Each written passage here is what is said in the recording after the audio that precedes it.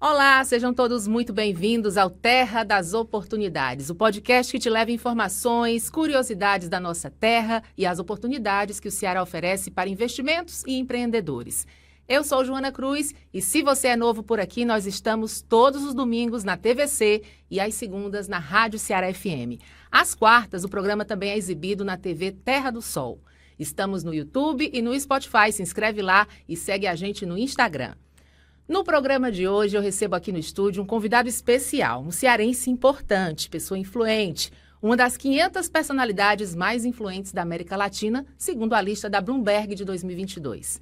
Francisco José Pereira de Lima, o Preto Zezé, presidente da Central Única das Favelas, a CUFA. Muito bem-vindo, obrigada por atender ao nosso convite, Preto. Ô, Joana, eu que agradeço o convite. Faz tempo que a gente estava ensaiando essa vinda aqui, né? Agora se concretizou. Desde o ano passado que a gente tenta achar aqui uma vaga na sua agenda.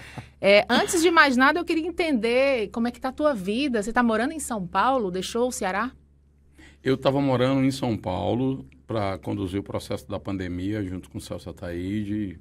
A gente fez uma movimentação muito importante de mobilizar empresas, sensibilizar gestores no Brasil inteiro. Nós fizemos uma campanha que conseguiu arrecadar R$1 bilhão, atendemos 22 milhões de pessoas durante esses anos da pandemia. E isso fez com que a gente amadurecesse muito o conhecimento no relacionamento com as empresas, com o meio de comunicação, com a articulação com o poder público. Eu acabei ficando, inclusive, em alguns conselhos de grandes empresas, de famílias, né, no Brasil, da área de comunicação, da área financeira, da área de logística, de infraestrutura.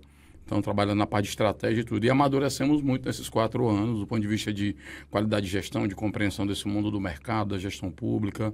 E aí concluí meu trabalho lá no ponto de vista de consolidar também aquela base de trabalho em São Paulo. Hoje tem o Márcio Ivan lá e a Giovana, que são nossos líderes, que cuidam com excelência, dão com continuidade ao trabalho. E aí, na Vila Guispô, agora tem que dar uma forcinha lá no Ceará. Aí o pessoal falou, pô, mas lá no Rio de Janeiro tá precisando de uma força e tal. E agora que você está assim num quadro nacional, né, nesse status, conversando, é legal que não saia desse lugar. Eu disse, mas dá para dividir? Aí a gente, como assim? Vamos criar um novo modelo de governança. Então, eu irei para a presidência da CUFA do Rio, mas eu acho que eu serei co-presidente junto com a Elaine. A Elaine, lembrando de você aqui. Então, a Elaine é minha co-presidente, eu divido essa presidência com a Elaine, que inclusive conduz lindamente, conduz de uma maneira séria, a qualidade profissional, e tem um tempinho para vir cuidar das coisas no Ceará, para trazer um pouco também tanto da experiência que eu levei para lá e do acúmulo de conhecimento que eu adquiri, né, de redes, e conectar essas possibilidades e essas oportunidades. Ótimo. Então, isso é a presidência global, digamos assim. Você está um pouquinho em cada estado, São Paulo, Na verdade, a presidência global eu assumi em 2015, quando a gente decidiu mundializar a experiência brasileira da CUFA. Hoje a gente já está em 72 países. Nesse momento hoje, o Celso Ataíde, que é o fundador da CUFA, ele está em Angola discutindo projetos da produção de alimento, na questão do agro, na questão de infraestrutura do lugar, na questão de tecnologia, de energia renováveis em Angola. Teve em Dubai, teve na França. Então, hoje a gente está com um leque bem maior. E eu tive que vir para cuidar. Agora quem assumiu a CUFA Global foi o Vinícius Ataíde, que é um menino economista, uma nova liderança da gente, inclusive está em Angola também. E eu fiquei nessa divisão entre Rio, Ceará e São Paulo. E daqui a pouco a gente vai falar um pouco mais sobre a presença da CUFA no exterior, daqui a pouquinho.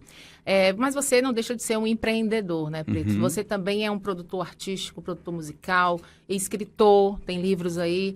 Filho de um pintor, de uma doméstica. Como é que foi da tua infância até você chegar onde chegou? Fala um pouquinho dessa tua trajetória. Eu comecei lavando o carro na rua, né, no Bowling Center, que é aqui na antiga Estados Unidos. Senador Vigílio Távora Senador hoje. Vigílio Távora e outra coisa hoje. que eu esqueci de mencionar, criado aqui, nascido e criado nas quadras. Aqui direto, aqui né, inclusive, na rua aqui da TV, né? E daí comecei lavando o carro, daí conheci a cultura dos baile funk, a cultura das ruas, na época bem frenética, bem violenta também. Anos 70? 90. 80. Ai, desculpa. Início dos anos 90, né? Já. Os 80 é a época que urbaniza a quadra, então eu sou muito resultado de pais que migraram para o lugar aqui da Aldeota, que é o bairro mais nobre de Fortaleza, e conseguiram se estabelecer, se consolidar. E a gente vivendo essa divisão, né, da quadra com seus indicadores difíceis, né, indicadores sociais, humanos, e do outro lado da fronteira a aldeota com seus indicadores de países de primeiro mundo, países de economias grandes. E a gente vê na desigualdade ali o tempo inteiro. Daí veio a cultura do rap, que me levou para o trabalho comunitário, as ações políticas, as ações sociais, e depois eu cruzei com o Celso Ataíde, né. E aí a vida mudou totalmente, porque ele vinha também do hip hop, inclusive a gente era desafetos, era oposição, inimigos, né? Na época, inimigos políticos, e por coincidência ele teve uma sensibilidade e a capacidade de dizer, pô, não é meu inimigo, eu tenho desafeto, tá precisando de um colinho, vem para cá, vem mais para próximo, tem muita coisa que você pode agregar com a sua inteligência, com o seu capital aí político, social aqui na CUFA. E a gente começou a CUFA quando nem imaginava que fosse se tornar isso que a CUFA se tornou hoje. A pessoa pergunta o que é a CUFA, não sei, já não é mais um CNPJ, não é mais um movimento, não é mais uma ONG.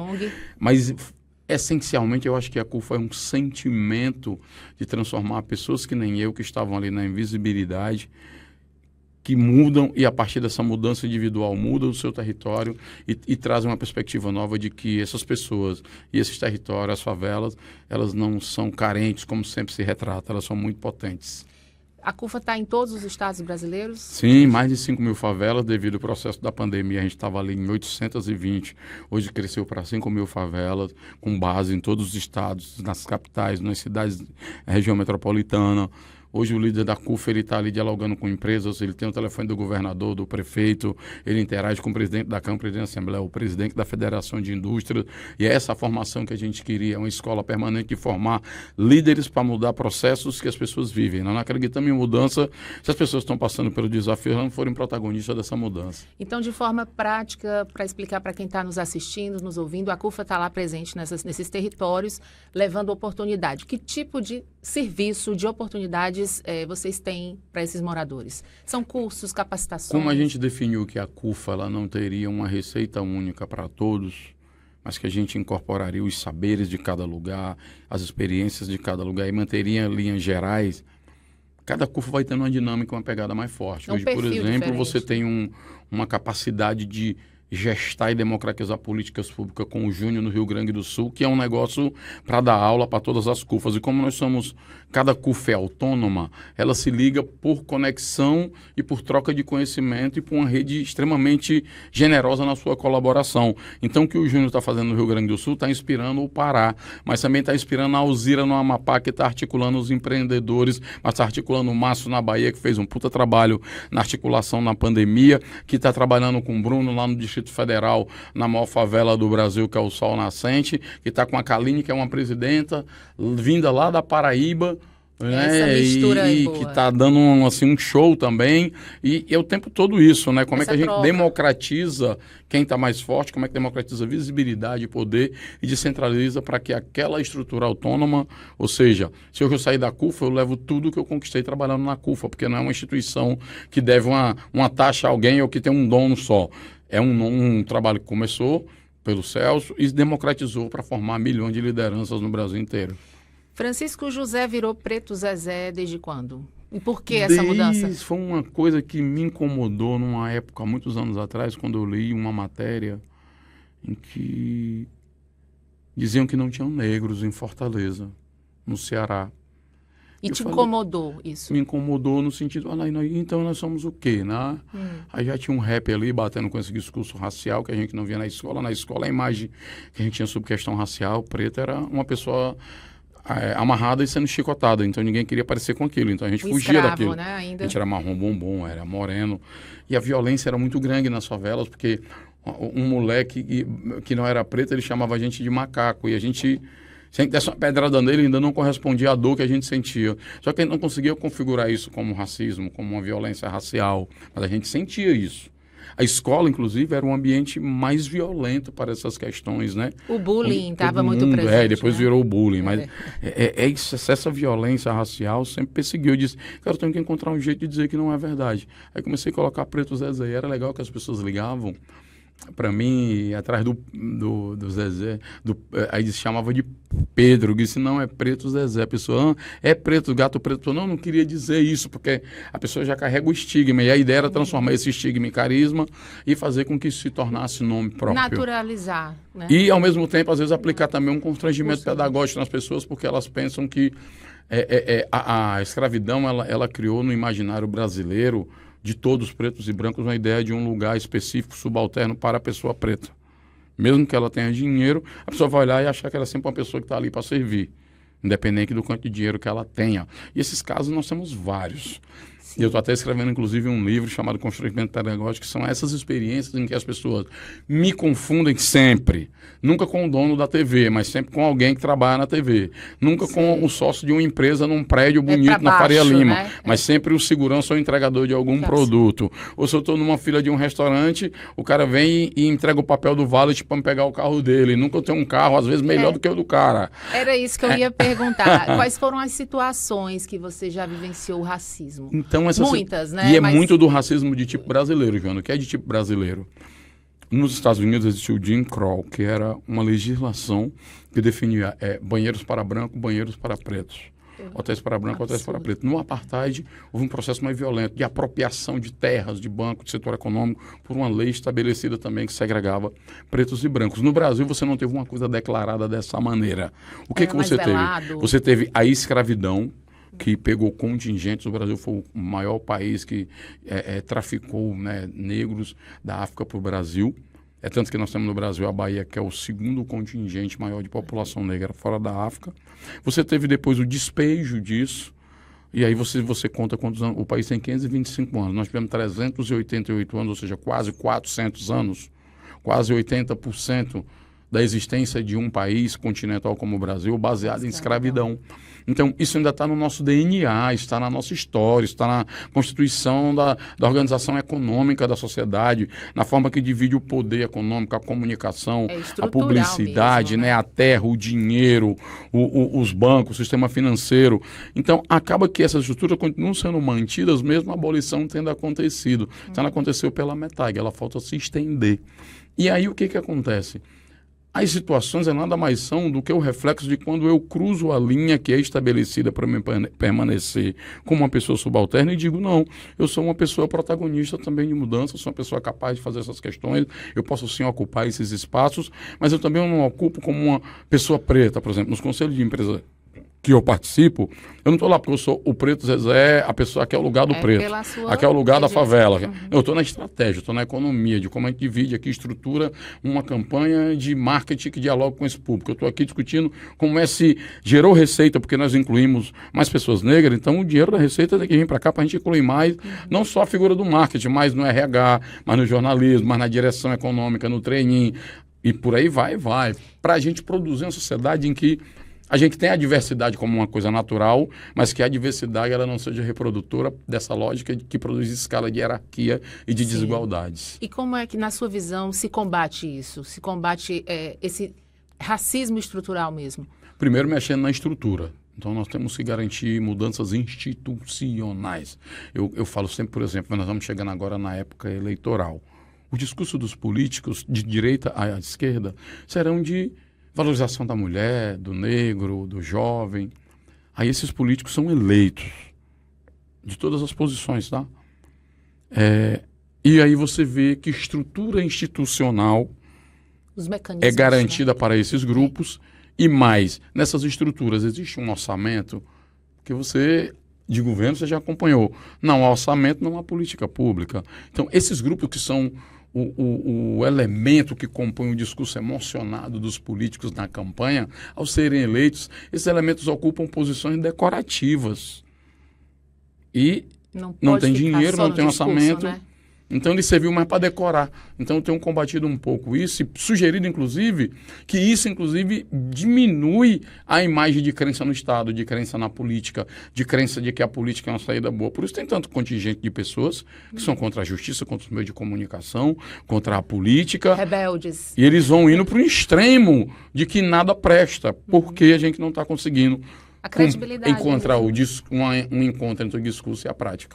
Como a gente falou aqui no comecinho, eu ia falar, tratar aqui da importância da CUFA no exterior. A gente vai chamar agora a nossa correspondente internacional, viu, Preta? A gente tem aqui no Terra das Oportunidades a nossa querida amiga jornalista Eveline Frota, direto de Londres. Eveline, não acredito! Olá, Joana, olá a todos. Bom, a presença de projetos sociais brasileiros na Europa cresce e ganha força em iniciativas que nasceram nas periferias do Brasil. E hoje elas se conectam a comunidades em diferentes países. A CUFA, Central Única das Favelas, é um desses exemplos. Em 2024, a organização inaugurou na Suécia a série das International Favela Conferences, reunindo aí lideranças e também autoridades para discutir inclusão e desenvolvimento social. Na França, a CUFA realizou a Expo Favela Innovation, levando para Paris o empreendedorismo e a criatividade das favelas brasileiras. Bom, mas a CUFA, ela não está sozinha, não. Aqui em Londres, o Afro-Reg UK, ele mantém ações culturais e também educativas, é claro, inspiradas no trabalho original do grupo no Rio de Janeiro. E aí o Afro-Reg UK, ele usa arte e música como ferramentas de transformação social. Já Gerando Falcões ampliou a sua rede internacional e hoje ela participa de programas e parcerias com hubs europeus voltados para inovação social e também para o combate à pobreza. Na Alemanha, a gente tem a organização ABA e.V., fundada por brasileiras. Essa organização ela atua na defesa dos direitos humanos, no acolhimento de mulheres migrantes, e também no apoio a comunidades indígenas no Brasil. E em Portugal, aqui também na Espanha, aqui na Europa, as Casas do Brasil oferecem orientação jurídica, apoio social e também atividades culturais para fortalecer essa integração de comunidades brasileiras aqui no exterior. Bom, essas iniciativas mostram que o impacto social brasileiro consegue ultrapassar fronteiras e se transforma em redes globais de solidariedade, de inovação, protagonismo periférico, da Suécia a Londres, de Berlim a Lisboa, projetos que nasceram no Brasil, seguem aí inspirando novas formas de inclusão e desenvolvimento em toda a Europa. Eveline Frota de Londres, para a Terra das Oportunidades. Que bacana, aí, hein? cara, São que legal. Muitas iniciativas. Conhece, né, a nossa amiga aí, Eveline? Demais, né?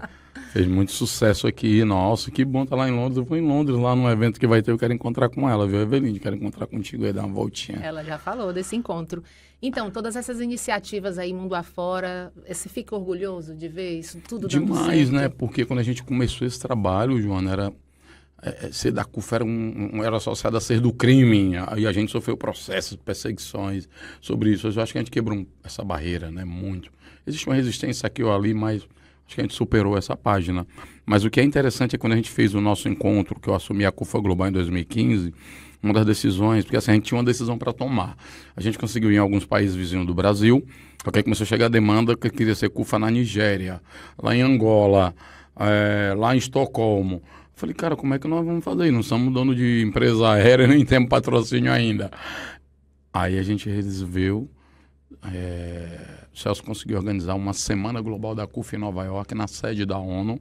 E aí, ao invés da gente ir nos países, a gente convidou as pessoas dos países para irem para essa conferência, porque lá na ONU estavam os líderes dos países que faziam parte da Organização das Nações Unidas. Né, a logística. E aí foi lá, o encontro de todo mundo, eu tomei posse. Que terminou com o carnaval, inclusive sem autorização. A polícia ainda bem que não prendeu a gente, adorou o carnaval que a gente fez. Inauguramos a nossa sede, o escritório lá no Bronx, na 125, lá na Gran Concourse, que o Bronx, inclusive, é o berço do hip hop americano, né? Já gravaram séries, inclusive, nossa sede lá. E a partir de lá a gente mantém agora essa articulação. Agora nós chegamos ao número de 72 países. 73 com o Brasil. Temos, inclusive, agora reuniões. E isso serve para quê? Particular negócios com, a gente fez agora, empresários indianos que atuam na área de tecnologia, de alimentos simples, limpos, energias renováveis, esporte, com o governo brasileiro. Então, tivemos uma reunião com o presidente Geraldo Alckmin, que é ministro da Indústria e Comércio, e esses empresários.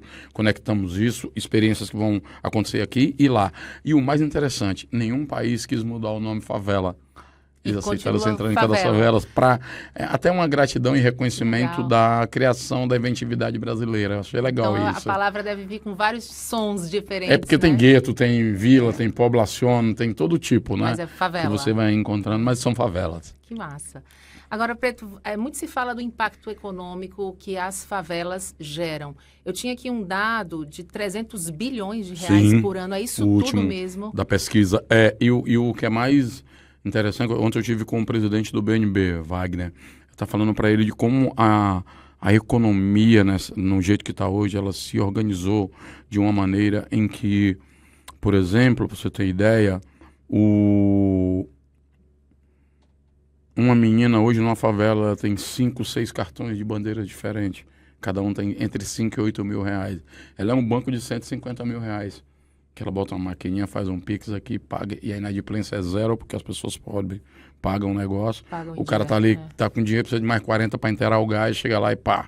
Não, eu queria inteirar aqui uma parcela do celular, pá. Isso crédito meu celular, tufo. E ali muito mais rápido. Então acaba que a gente tem que também acompanhar essa atualização, né? Essa modernização dos mecanismos de pagamento de dinheiro e tal. Levei o presidente, inclusive o outro presidente, o Paulo Câmara, para dentro de favelas conversar com essas mulheres para entender como é que está sendo essa dinâmica da economia. Mas a questão que nós estamos tentando fazer, por isso a gente fez a Expo Favela, que é o maior encontro de empreendedores da favela com empreendedores do asfalto, é trazer a favela para um debate econômico de uma maneira que ela conheça acesso a crédito, que ela conheça bancos, que ela dialogue com empresas, que ela não fique um mero consumidor de produtos, serviços e marcas, mas que a gente venha para esse debate. O outro é que a gente possa também colocar a favela no caderno econômico, até porque parte dessa economia, ela está na informalidade. E aí eu ia chegar na Expo Favela já, né, mostrando... Esse evento acontece em todos os estados? 24 estados. 24. Acho que vai chegar a 27 agora, nesse ano. Eu já participei, já estive lá em várias edições. Para quem está nos ouvindo, explica como é. É para mostrar o empreendedorismo, exatamente estimular o empreendedorismo na favela? Sim, o empreendedorismo ele é uma palavra bem nova. Na favela a gente já se vira, dá nosso pulo, faz nosso corre. E a favela, você faz empreendedorismo, a favela não entende bem. Ela pratica mais e entende pouco dos conceitos. Só que alguém conceitua fora e diz que criou. O que a gente fez?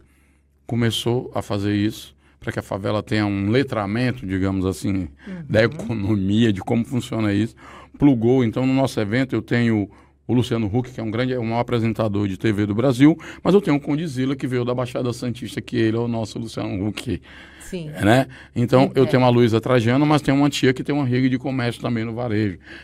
E aí eu vou tendo, tava o Abílio Diniz de um lado e tava um tio que tinha uma rede de supermercado lá no Heliópolis. Então, eu vou produzindo esses encontros para a gente dizer que no Brasil, elite não é só quem tem dinheiro, elite são os melhores de uma categoria. A Expo Favela, todos os anos, hoje nós tivemos esse ano aqui na do Ceará, só para você ter ideia,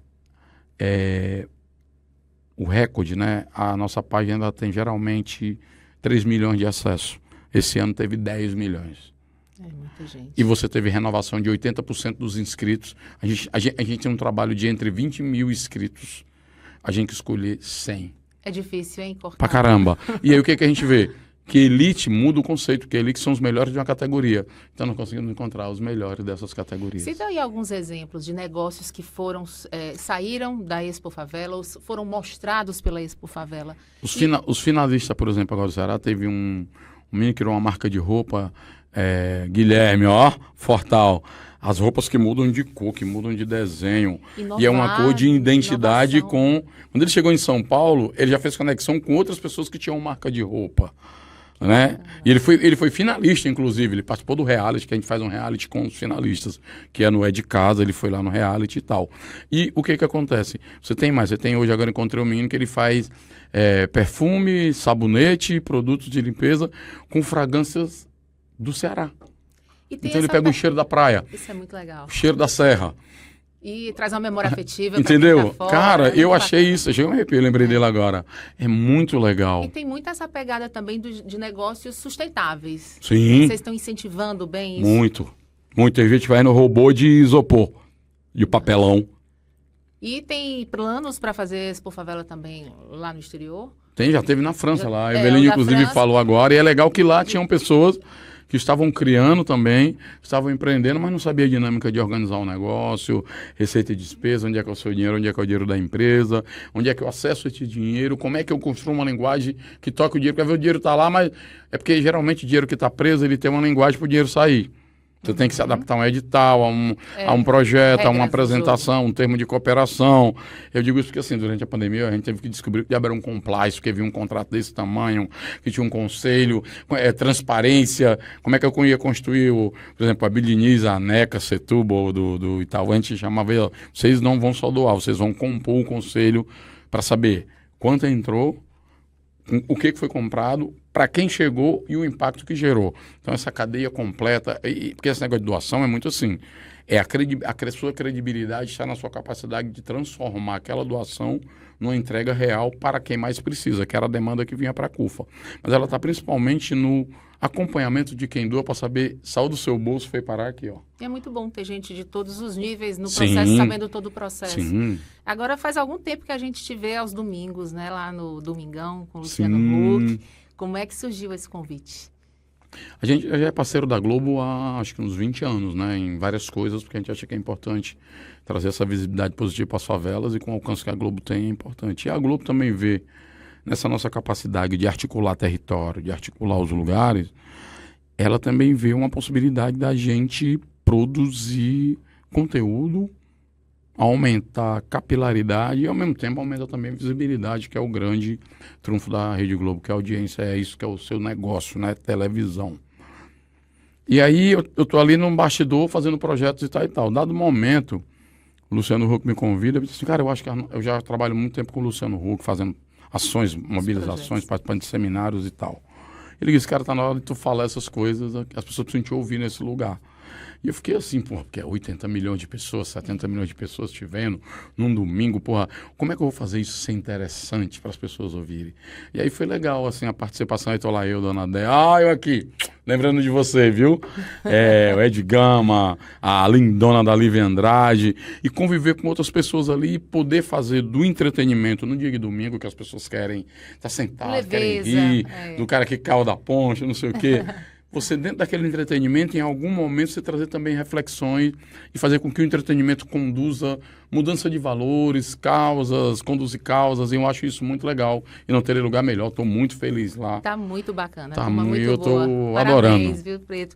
Nosso tempo está acabando. Oh, meu Deus, passa rápido. Passa muito rápido. A gente fala 30 minutos, meu esse tempo todo, é quando começa a conversar. E já fica convite para você voltar. Tá a parte 2, o retorno. Tem muitas coisas que a gente tem que falar aqui, né, Preto? Muito obrigada por ter vindo. Eu que agradeço. Deixa aqui uma mensagem final, suas considerações finais aqui para o nosso público. Uma mensagem final, acho que tem a ver com esse nome, Terra das Oportunidades. Agora, recentemente, a gente está ali na Praia de Iracema trabalhando na construção de um ecossistema de desenvolvimento urbano. Estamos uma base no Poço da Draga, que há muitos anos a gente já trabalhava com ações lá, através do meu líder Felipe e toda a tropa lá, o Robert, a Patrícia, a Valéria, né, a Laura. E agora nós estamos ali na Praia de Iracema tentando construir um ecossistema em que uma agência de produção turística, para as pessoas saberem que a Praia de Iracema não está abandonada, tem muita coisa bacana. Um restaurante que vai ser escola, vai ser restaurante e vai ser um centro de distribuição para o pessoal dos quiosques que estão na praia, organizar os quiosques da praia, tornar um circuito cultural, já que o Favelab que a gente lançou agora, de tecnologia, inovação e conexões de startup, já está em empresas privadas, todo dia tem visita lá. Esse bar que durante o dia é um bar, a laje da praia, mas de manhã é um palco que está lá para a galera treinar os artistas, o som que está lá, que às vezes o artista não tem, quer treinar, uma mostra, um lançamento de um livro, e tornar isso um percurso turístico, porque eu vi um lugar de oportunidades. Eu acho que às vezes falta um olhar. A gente tem visto problema, o Brasil tem muito problema, lógico, devido à sua desigualdade, a questões, mas a gente tem colocado pouco holofote nas oportunidades. Por isso que eu acho que Terra de Oportunidades deveria, mais do que um nome de programa, inspirar um olhar. Eu olhar isso aqui, gente, seja de problema, isso aqui é uma terra de oportunidades. Vamos procurar quais são? Ô, Preto, muito obrigada pela participação, pela troca aqui de conhecimentos, e está convidado para voltar mesmo, de verdade. Me aguarde. Obrigada, viu? Estamos chegando ao fim de mais um episódio do podcast Terra das Oportunidades. Eu adorei a conversa, espero que todos vocês também tenham gostado. Quero registrar os nossos agradecimentos à equipe da 4 Produções, da TV Ceará, Rádio Ceará FM, TV Terra do Sol e a Central de Artesanato do Ceará, a CEARTE, com a seção de objetos decorativos aqui do nosso estúdio. E a gente volta a se encontrar na semana que vem. Compartilha com aquele amigo, com a sua família e siga nossas redes sociais. Tchau!